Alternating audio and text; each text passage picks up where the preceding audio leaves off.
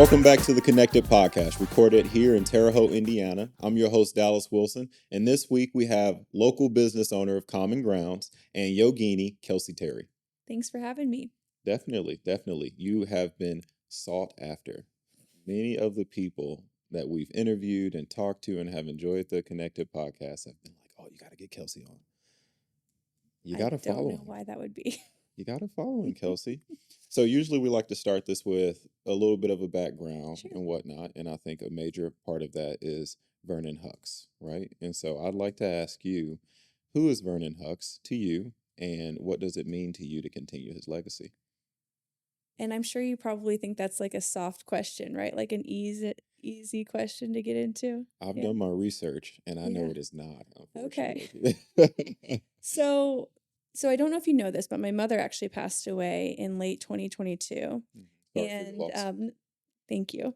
But when something like that happens, and I don't know if it has to you or not, you start to think about your legacy. And we're now a year and a half removed from her passing. And so it's just a loaded question right now. Like, it's just very poignant that that's the first thing you would ask, because it's something I've been thinking about a lot lately. And so, so the facts. Vernon Hucks is my maternal grandfather. He was born and raised in West Terre Haute, born in 1928. He never received education past the 8th grade formally, and yet somehow he managed to invent a piece to the modern day jet engine. So he became a very successful inventor and entrepreneur, business owner. Yeah, and I had read something about the company, what is it, Tri Industries. Tri Industries, that later became GE Aviation, sold in the 80s. Yeah. Just touching on Cindy, your mom, she became business development for Tri Industries, while at the same time Martin Industries or something like that. Yeah, so I don't know what her official title would have been at Tri Industries. What's interesting is that, when you really think about kind of generationally what's happened in the family to get me from, Vernon Hucks, inventor, highly successful businessman, to yoga studio owner, which is no small thing, but just very different, right? He was born in the Depression, or he was raised during the Depression. They had absolutely nothing. And I think that just made him super resourceful, super industrious, driven.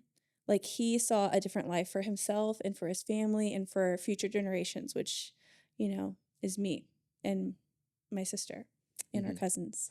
My mom, I don't think really had much of a choice as far as what she was going to do. She was going to go to school, she was going to do well, and she was going to work in the business.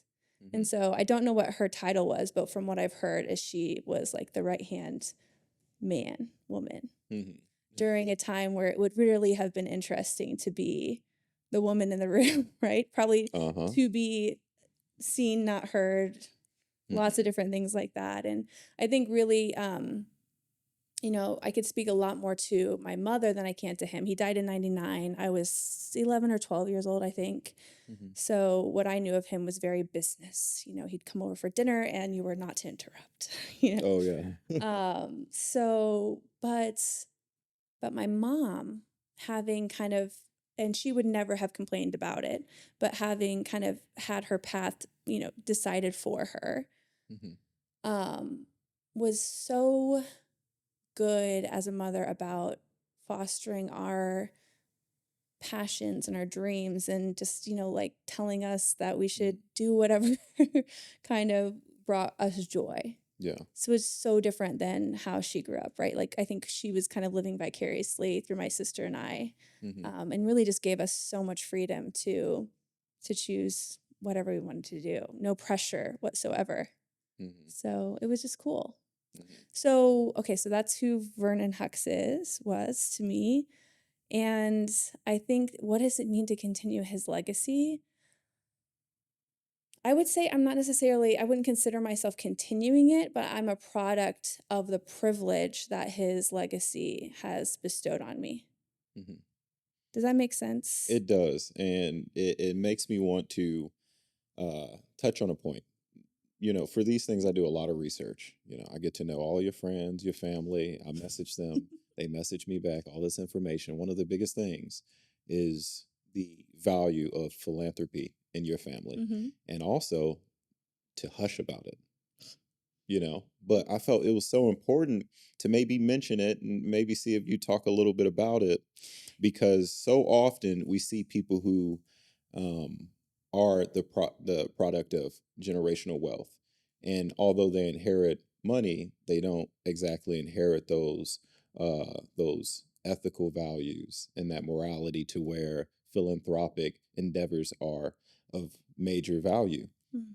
And so that works as somewhat of a segue to kind of go into yoga. You are somebody who is a minimalist. You're somebody who's an environmentalist. You're somebody who's a yogi. And that speaks to your core values and some of your background. How did that come about? Yeah, so I'm going to kind of back up a little bit and refer back to some stuff you just talked about, which is that, I started by saying that, this legacy of my family is something I've been diving deep lately into because I have kept it at such a distance because it's so incongruent Hmm. with what, not the philanthropy part, Hmm. with what yoga is. Right? So, in any spiritual path, really, right? It's not about acquiring more. It's Hmm. about letting go and non-attachment and realizing that contentment, happiness, whatever you want to call it, is something that comes from within always, Hmm. not from something outside of yourself. So it's very hard to sometimes stand up in front of a room of people in a yoga class Hmm. preaching something that I know that am really trying to work on in my own life and that has been so different than how I grew up. Does that Hmm. make sense? It does. Yeah. Hmm. And so that's why I say I've always kind of like kept it at a distance, and I haven't always lived in Terre Haute. Most of my life I have. I did have some time in Indianapolis, and I actually had a yoga studio before in a small town called Findlay, Ohio, when my husband was working there for Marathon Petroleum. That environmental group. Hmm. um, so I kind of got to hide out there. At the first studio, nobody knew anything, right? And Uh-huh. so I kind of got to develop um, my message and kind of my core values as a yoga instructor and as a person kind of trying to follow this path. And then when I came home, it was like, okay, I mean, I pretend a lot of times that nobody knows, but that's what I'm working on. That's especially after my mom died, is really just owning it because of the reasons that you said, right? Is that sometimes there's assumptions made about people, trust fund babies, whatever you want to call them. Hmm. And I think that I was raised very differently than that. I mean, yes, it was a environment of excess, but it was salt of the earth at the same time, and it was humble. And my mom was like just a servant leader. I mean, she did everything, selfless leader. She did everything for other Hmm. people. And that's the legacy that I think that I'm really trying to step into. And that's a legacy that Hmm. I can more easily get behind. Yeah, and you're providing yoga to this community in which it's the only yoga studio here. Not necessarily. There definitely are some others, and there's some that have come in and out of the scene and stuff like that. Hmm. Um, What do you feel your yoga studio adds to the community? What does it do for the community? Because I can tell you what I have seen that it has done for the community. Because I mean, yoga is so much more than just what it's presented as on social media by so many people who are pretending to be yogis and yoginis and living the lifestyle. Because if you're really living the lifestyle, you're pretty chill. I you're mean, not really putting it out on social media. you're Not not. You're really. not. It is your practice. It Yeah. belongs to you and you Hmm. alone. Yeah. You know, And and what's done in that room Mhm. is private. Yeah. Um, I wanted to personally thank you for inspiring somewhat of a movement of chill white women. You know, I'm not okay. I don't want the rowdy fighting in the streets. it's like, Throwing Karen, to relax. relax, chill, go to Oh, yoga. that's great. I'm dating one of your yoga Yeah. instructors, so I'm definitely aware of how chill it can get. I mean, we live a very comfortable life, and I'm hoping that as soon as those women are walking out of their yoga class after you have instructed it, they are exactly like my woman. Just chill, relaxed, and just enjoying this life because Yeah. that's what we're here to do. We're here I to like to joke that experience it. you can often come to yoga with 99 problems and leave with none. Yeah. Like, and nothing's changed really, right? Other than your inner state and your mind state. So basically, yes, there are other yoga studios in town. They have come in and out. I just always acknowledge that I was able to step into this role as business owner, studio owner, and same with my sister. We Hmm. did not have other jobs that we had to maintain. We didn't have Hmm. kids yet. Totally different story now. Hmm. But we had a work ethic Hmm. and we were there from sunrise to past sunset. Like Hmm. we had a hammock that we would hang up in the rigs of the CrossFit side. I slept on bolsters, took little cat naps between classes and early mornings and late nights, and um which is a privilege, right, to have that time to Hmm. be able to really follow your dreams and your passions. And I think that that's what led us to being able to create a really consistent service Hmm. and um and a really solid community, which has now just, like, in my mind, blown up, and it's so far Hmm. beyond either myself or my sister. Yeah.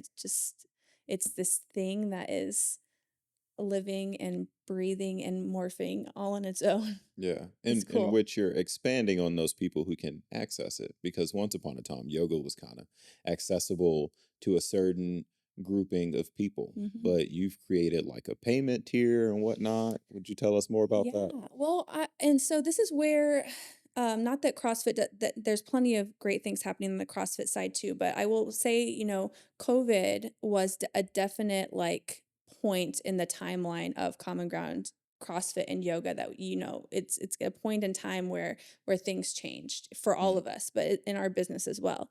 Um, and and for me personally, as someone who, just is a feeler, I guess, Mm-hmm. and it takes it in, empathizes, and I just all of the things. Oh, gosh, the weight of all that happened there, and um, yeah, I didn't I yoga had a bad kind of rep almost, in my opinion. I mean, it's Mm-hmm. gaining popularity. It has been since the early '90s, but it was just getting very corporate. And I mean, I modeled our studio. I modeled it off of some corporate yoga studios that I really enjoyed going to. Mm-hmm. But I could go to them because I could afford it, Yeah. right? Mm-hmm. And there were some great things about it, right? It was different than most yoga studios, which were like very, very chill. We may be having class at 5:30 on Friday. We might not. Just come check it out. We're not really going to tell you even what it's called. It could be just depending on who's there. It'll just be what it is. Uh-huh. It's very the studios that I kind of grew up going to, and I mean grow up, I mean from the point that I started yoga on, which has now been 20 years, were super super consistent. Like they had a schedule that they followed it. You didn't walk up to a door and see a closed sign or sorry, we're running late. Mm-hmm. It was like they were going to be there. And so I modeled our studio off of that.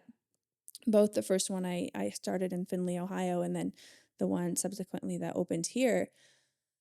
And yeah, it just did not feel right. I mean, I think our pricing was always more accessible than most. I mean, we got to realize we're in Terre Haute, Indiana. We're not a big city, all that kind of stuff.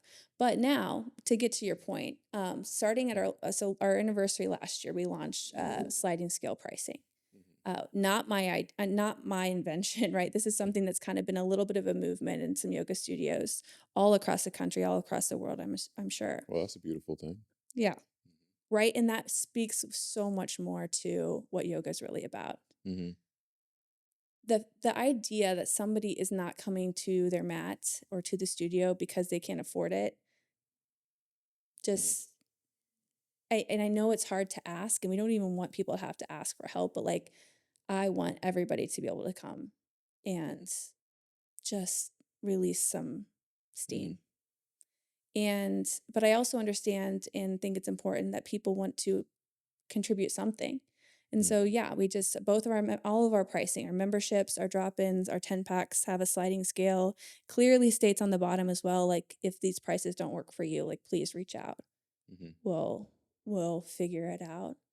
And what's happened since then, because we're coming up, the anniversary's in June. So it'll be our 9-year anniversary, our 1 year of doing the sliding scale pricing. And it has just worked out beautifully. Like it's so cool.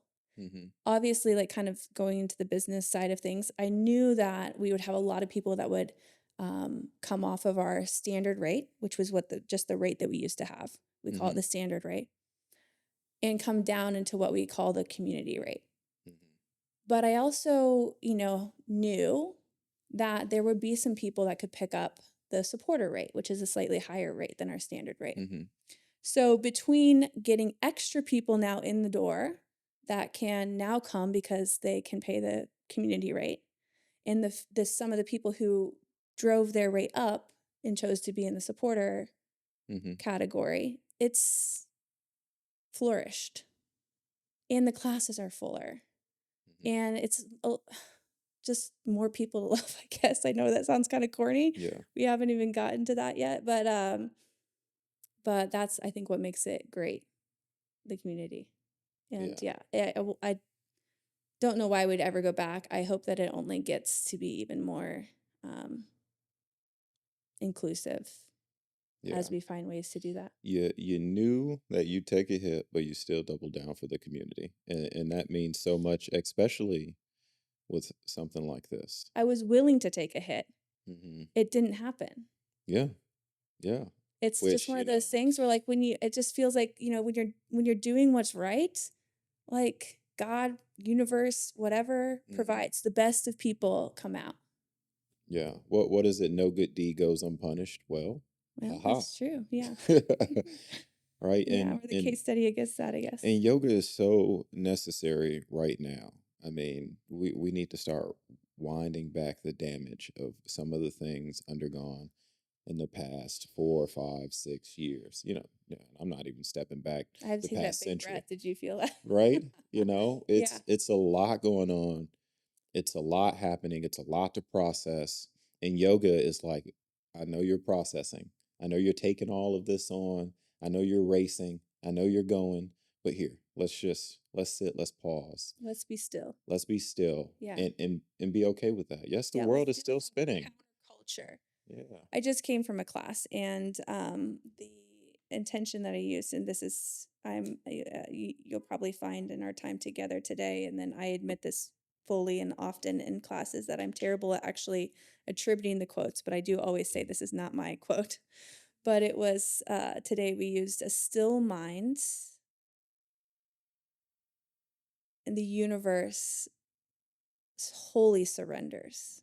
To the still mind, the universe wholly surrenders. And it's funny because, we're in this bustling downtown studio now. I love it. We moved into the new studio space in 2021. And so it's fun to kind of be in the class, whether it's I'm a student or instructing it. And especially as an instructor, because I'm more attuned to the energy and what everybody else is doing, but see people so still and so peaceful and just so inside their own bodies and minds and spirits that the police chase going down 7th Street or the fire department, that's right there, or, people walking down the street just, talking or, singing to themselves, where it doesn't even make them flinch or move. They're Hmm. just so just think it's cool to kind of see that juxtaposition of the cars going by, the base of a car or whatever, and then yet people are just still like Yep. And Doesn't even exist to them at yeah, that moment. And the community yeah, is so welcoming. I don't get to come regularly, but when I do, it's some people who know me. I don't know them back because I'm terrible with names, but yeah, they're always extremely nice, yeah. and I feel comfortable, although I'm there getting ready to do something that is physical activity.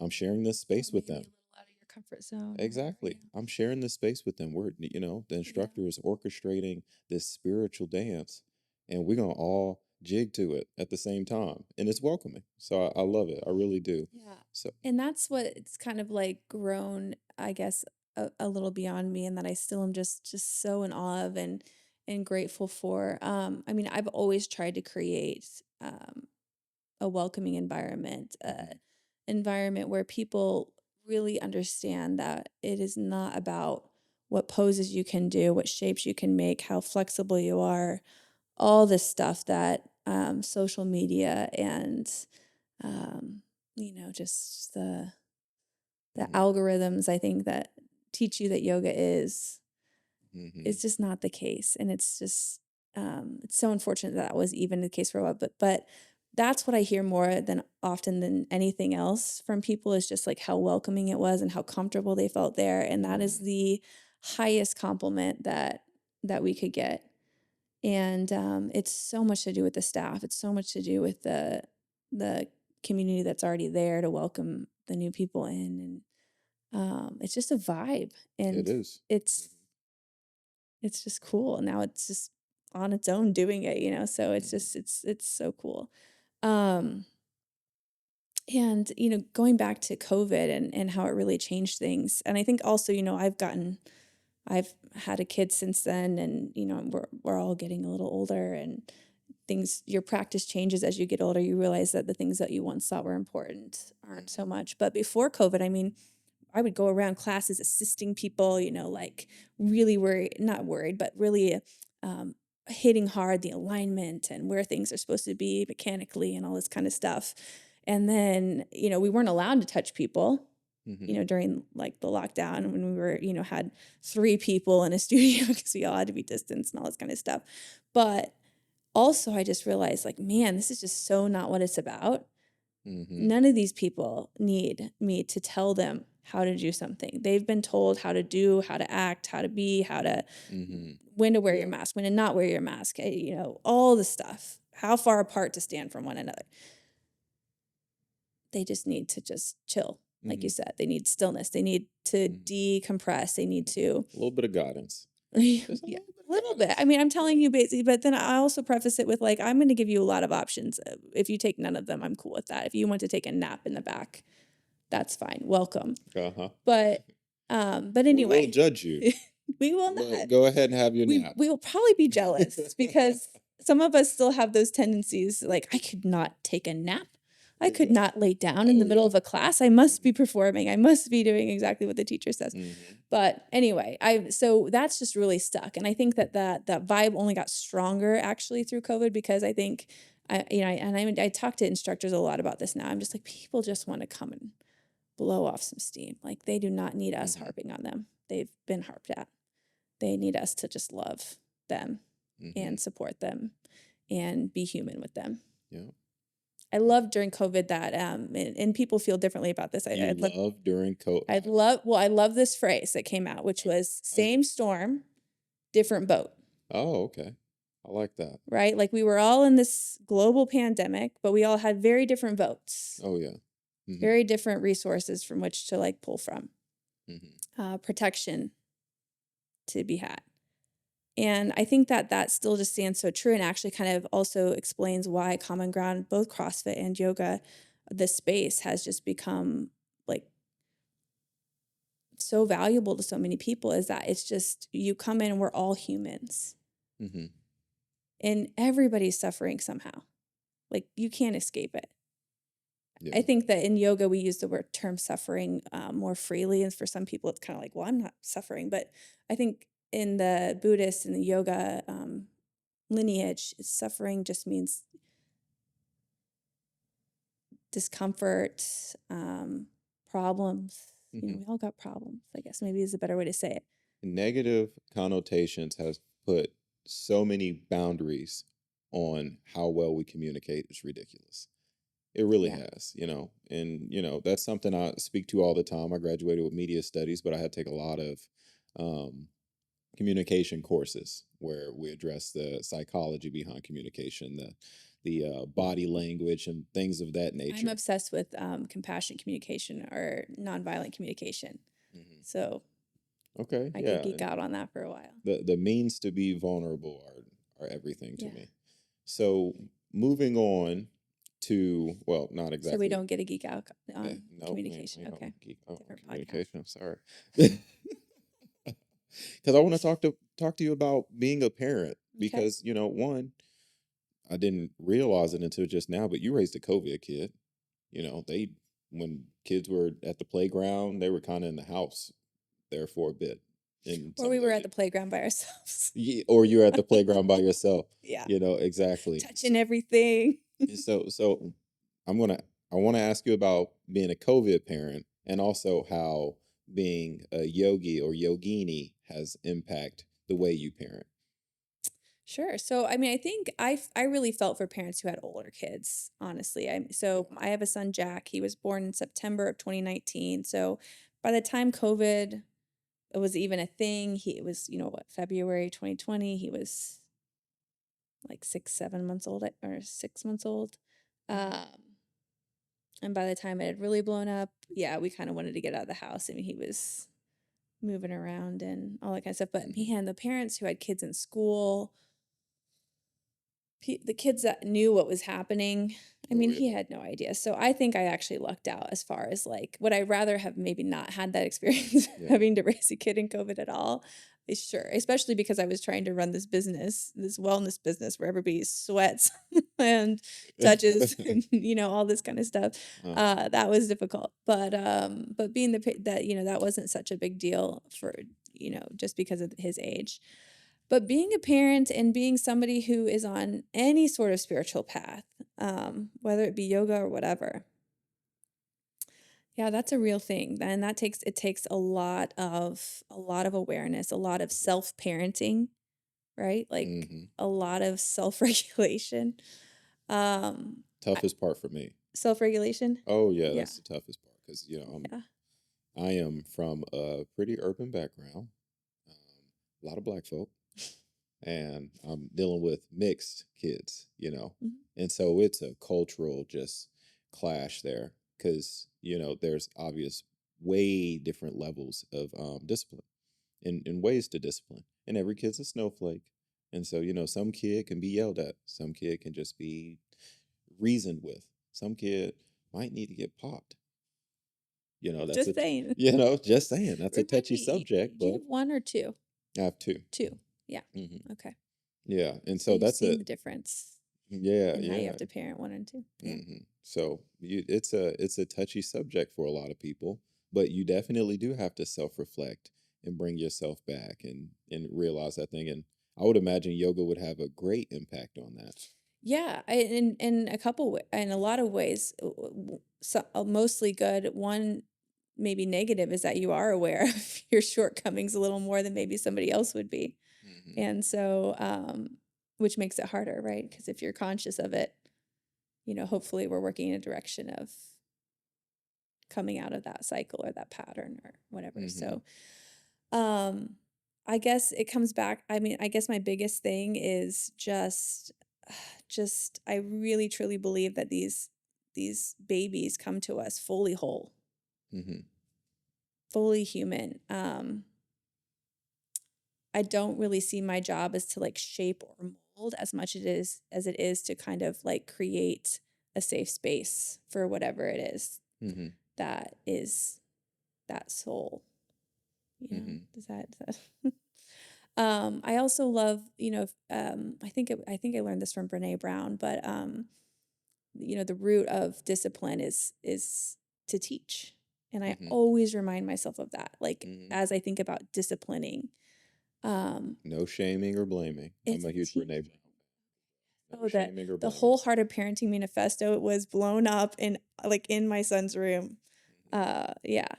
Yeah, and then it's just communication. Like I've always Mhm. talked to him, which, there's good and bad to that too, but I've always talked to him like an adult. Always been very honest. I've been very vulnerable talking about self-regulating. It's like mom needs a minute. Mhm. I'm getting really frustrated, Mhm. or I'm sorry, I just got really frustrated. I need to Mhm. take some breaths. Mhm. I didn't throw that because of you. Yeah. That was me. That was my anger just fuming out of me. Yeah. Don't be like me. You know Yeah. what's that one saying? Do as I say, not Not as as I I do. do. Yeah, Yeah. that's a real thing. Yeah. We got it hard because technology is just, once upon a time, you were your kid's only influence. Once upon a time, you were your kid's only influence. They wasn't gonna read a newspaper, But now they have people who are becoming wealthy as influencers. That's their job title, to influence these people that you've been assigned the job And we to throw influence. around the word influencer, the title influencer, like it's a badge of honor. But at this root, like if you really think about it, like, and Oh yeah. the kids don't grasp that. I don't think, especially the young ones, like Mhm. they're there to influence you. Yeah. Yep. You And need I to make gotta sure it's now the I right gotta influence. and now I gotta compete. I'm gonna Yeah. blame all these influencers. My kids turn Yeah. out jacked up. I'm like, look, I tried at home. All right. Yeah. It's you YouTubers. You ruined Well, so them. I was just gonna say, you paint this really pretty picture of, I don't want to paint too pretty of a picture of what this looks like because a lot of times it goes awry. But YouTube is a thing in our house, and my son's only 4.5 years old. Hmm. Uh, right or wrong, I mean, this is our first trial, and the next one might be better, right? Hmm. But we're allowing it. There's designated time for it. Um, and I do try to always make sure I'm in the room. Hmm. It started so innocently with like dominoes falling and like, he was into like the chain reaction stuff. And my husband's an engineer, so he was like, "Have you Yes. ever seen a Rube Goldberg machine?" Hmm. And um, and then somehow it turned into people who fill their houses with ball pit balls or those little Yeah. squishy balls. And I'm, as the environmentalist, I'm like, why do we need 40,000 ball pit balls? You're And gonna throw them who, all away. yes, I mean, it gives me anxiety to think about, but then it gives Hmm. me an intro to talk to that. Yep. We speak to that. And I tell him, I was like, if you hear a bad word, I need you to come and get me, Hmm. and then, it's funny what he calls a bad word. And I'll be like, well, we'll let that slide. Yeah. But yeah, so that's what we're doing. There's a lot of trust. There's a lot of, the world is what it is. They're going to be exposed to this at Hmm. some point, and I would rather develop that ability to decide for themselves. Should I be taking this in or should I not? Hmm. Yeah. Should I talk to mom about this? Do I need to help navigating this or whatever? Or I step in when I see things that I don't like, or there's certain things that he knows he's not supposed to watch. But anyway, I don't know how we got quite on that, but Yeah. I'll air my one gripe while I can. The YouTube videos where it's kids playing video games. I can't stand it. Why is my kid watching another kid play video yeah, games? we just now in like last week have segued into like Minecraft videos, Oh, videos of and I don't even know. I'm like, Um, man, come up off that lunch yeah. money. Am I right? Nerdy kids. Jeez. So you're So, transitioning from being a boy mom to having a little princess around. mm. So what does preparation for that look like? From a boy mom to a girl mom. I don't know. I don't have one yet. Next month. I would say the preparation in our house is a lot more around going from a family of three to a family of four. I think a lot of that is also like the fact that our son is already 4.5 years old. So like we're kind Hmm. of actually in this like sweet spot where I've heard like and people might really disagree with this, but like 5-year olds to like 7-year olds kind of sometimes called the lover stage. Hmm. And man, this kid has become a lover in the last few months, and it's like, why are we messing with this? Like Hmm. he's just so pleasant right now. Oh. But anyway, so it's more just conversations around a lot around, that I hold the belief that like humans have a unending ability to love, right? Like that Mhm. there's no capacity. Mhm. So, when sister comes along, mommy's love doesn't get split in half. It just grows to encompass two. Mhm. Or, I joke actually, and I'm actually kind of serious. I mean, I think we are all gifted, bestowed, and I think it's a soul thing with some gifts Mhm. and a superpower. And I really think mine is love. Like that might sound so corny, but I love you just because I saw you. I don't Mhm. know. Like I have no problem just loving everybody. It's Mhm. super easy for me. I know it's so difficult for some people, and Mhm. like I get that. That's why I think it's kind of like a superpower. Love and forgiveness, man. I'm like I don't want to hold on to anything but love and Mhm. forgiveness because it just feels bad in my body. Mhm. You're looking You at me like I'm looking because I'm processing this because here's the reality. We all have these different feelings, we all have these different emotions, and they make us we get something from them. Some people like to be angry. They're mostly Scorpios. But some people just like to be angry. And some people like to be sad, unfortunately. And some people just love to love. It's a famous lyric, you love so much you love when love hurts. And it's yeah, because it still kind of feels good yeah. because you're And what's loving. the better choice? I don't know. Yeah. I would Um, say love for everybody. yeah. I would say love is a great choice. I would much rather you be on this podcast saying, you know what? I just love. I just love to love rather than saying, I just hate to hate. You Yeah. know what? As soon as I had seen you, I hated you. You Yeah. know? So But it could be worse. unfortunately, like that we can get in some states like that, We right? Like and can. people We do. can. And yeah, it just doesn't feel good and it seems like such a waste of energy. Yeah. So to clarify, I love that statement. Okay, good.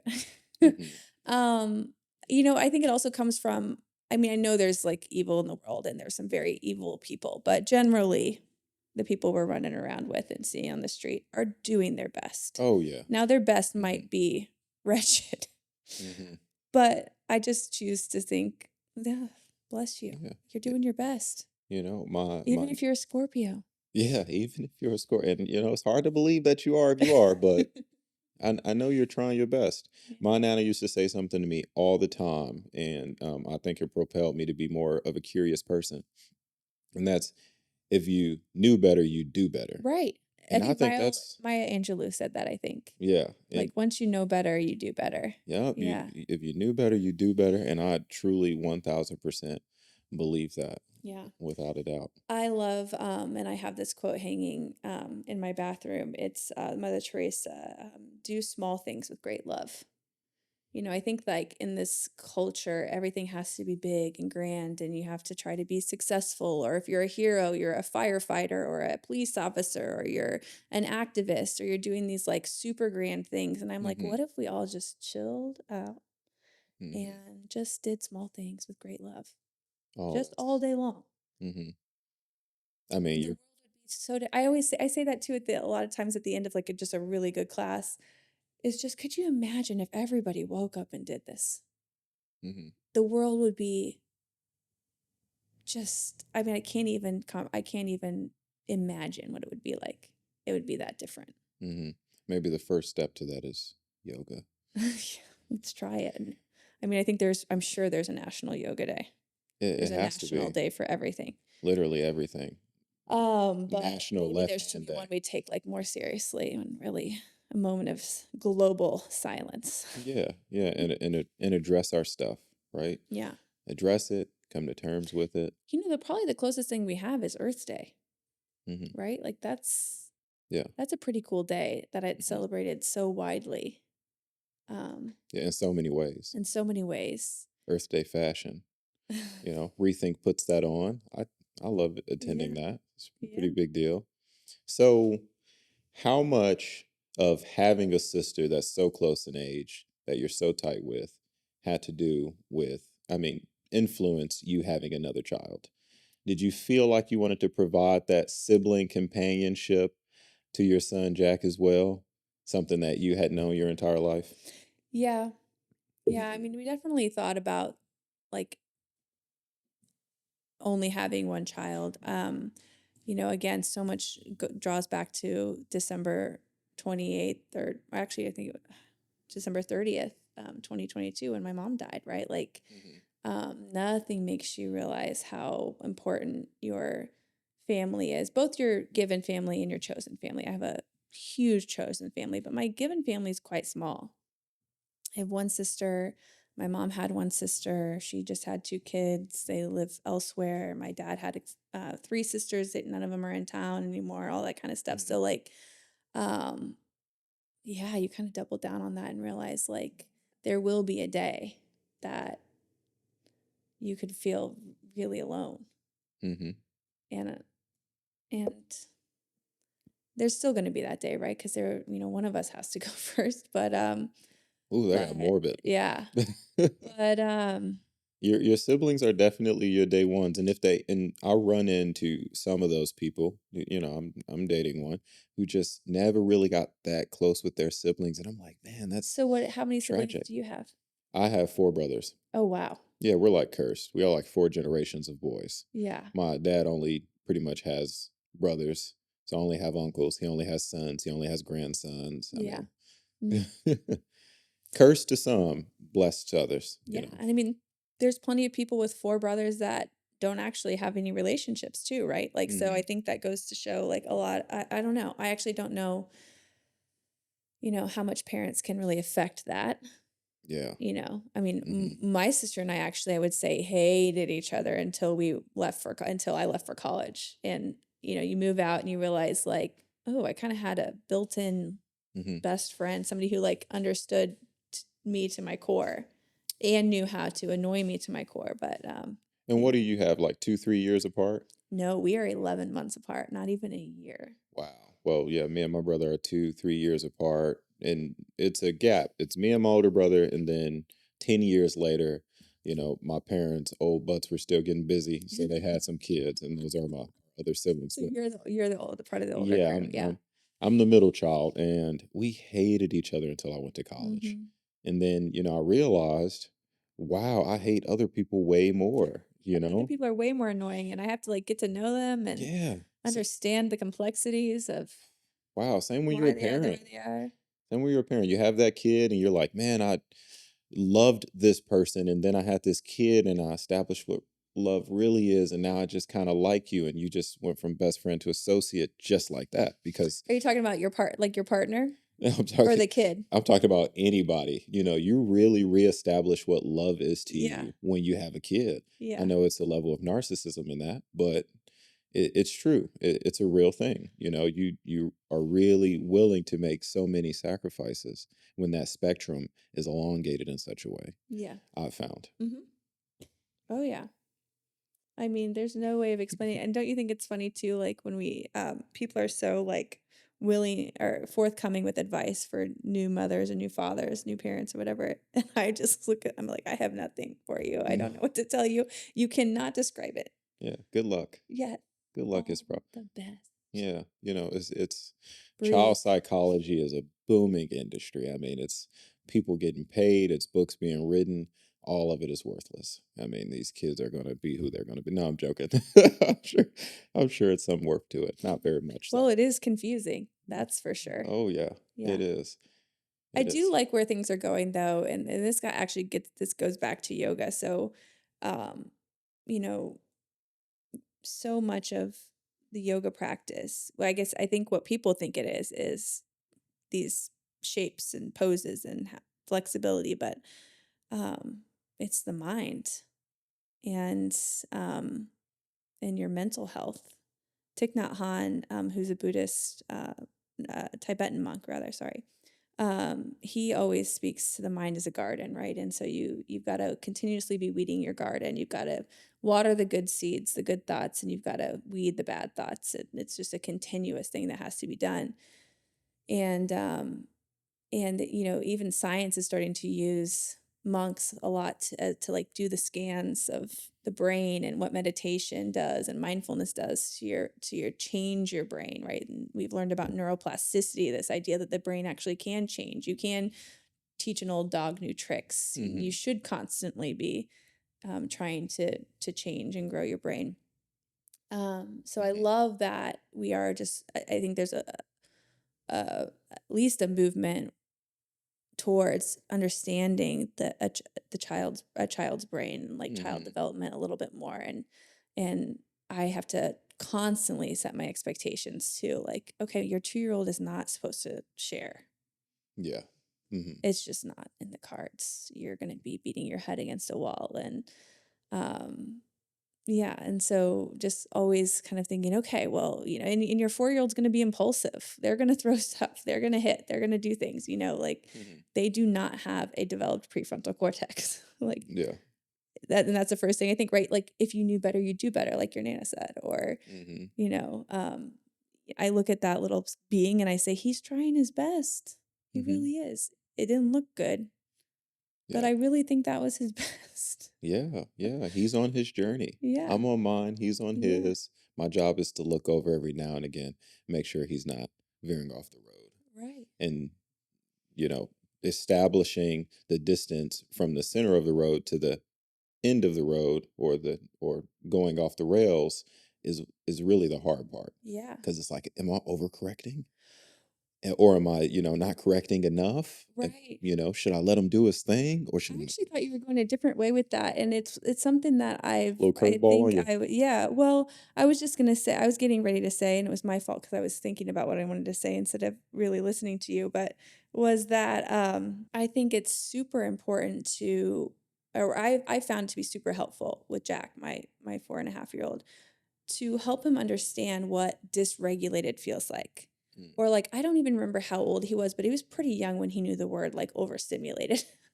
Like, you're overstimulated. There's too much going on. We have got to we need to just go to another room for a little bit. We need to take some breaths. We need to look away from the screen or be away from the noise, or the TV's on and the radio on, whatever.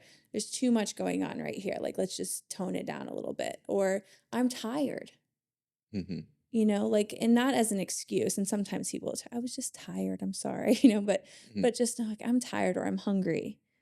Like, that's dysregulation. And to be able to acknowledge that, well, then we have an avenue into coming back to ourselves, right? Like, have a cheese stick. Yeah. Every mom, if dad, I'm sure, is want to just sit in a closet with the lights out and no sound, just go away for a few minutes. I need a couple of breaths. And I love that sometimes my kid will ask for that. Like, I'm going upstairs. He'll tell me, he'll say this, I swear to you. He'll say, you're a lot right now. I mean, I know he says that because I've said it to him, right? But he'll tell me, you're a lot right now. I need to take a break. And he'll go take a break. And then he'll come down a totally different person. Wow. Sometimes. It's happened 3 times. But man, when it does, it's pretty special. I think we've come far as parents from back 20s to 50s, what have you, when it was a time of depression and every part of the house was a part of the machine, and the robot had to work perfectly in sync for them to survive. And so for that reason, you had to be exactly like this. It's no free thinking. It's no coming up with stuff yourself. You're going to do things exactly how we need you to do them, because we need you to do them that way so that we function. Obedience, right? Yeah, so that we function. Exactly. And now we're coming into such an age of ideas and such an age of free thinking and imagination. You can see it within these kids. You can see it within all of the things that are coming out. Like all of the.